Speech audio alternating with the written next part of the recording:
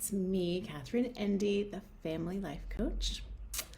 And today we are going to be talking about the outcome you want. And let me explain a little bit about what I mean here. So imagine it is, say, about to be dinner time, and you've maybe had some challenges at dinner time lately, and maybe your kids aren't sitting nicely at the table, or maybe they're not eating with their fork. Maybe they're engaging in some behaviors that you don't like very much. And so as you're approaching dinner time, you start to get worried, like, oh, this is going to be terrible. They're going to be acting crazy. They're going to be eating with their hands. They're going to be getting up and running around. And your head is full of thoughts of all the ways that it's going to go wrong. And so what do? You act like things are going to go wrong, right? You're already ready to snap at them. You're already ready to lose it a little bit, and already ready to, tell them to go to their room or whatever it is that ends up happening.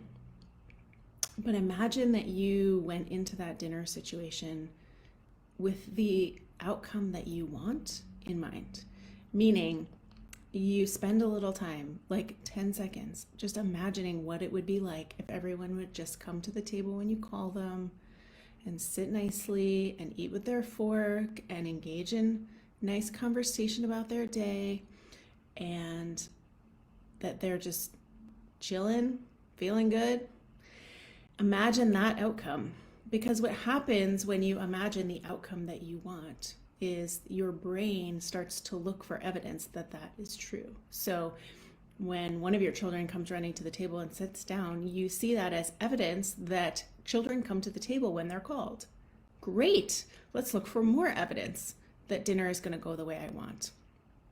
And so your brain is wired for looking for evidence of the outcome you've already imagined, which also means that you show up as the person who just had a dinner that went well.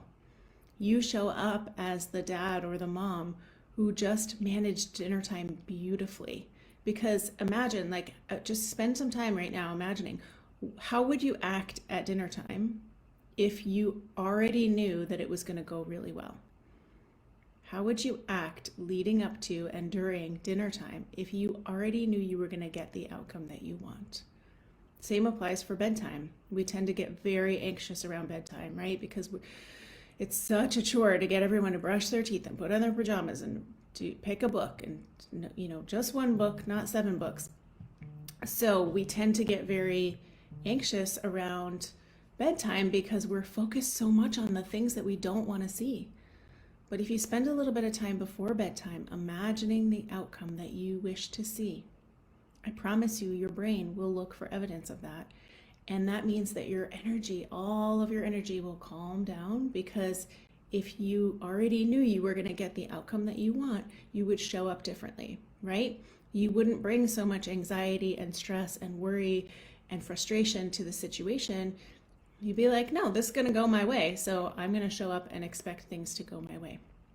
So that's my share for you this week, and my challenge to you is to spend a little bit of time before a situation that normally would cause you some stress, just imagining the outcome that you wish to see so that you can show up in that moment and be the parent that you wish to be.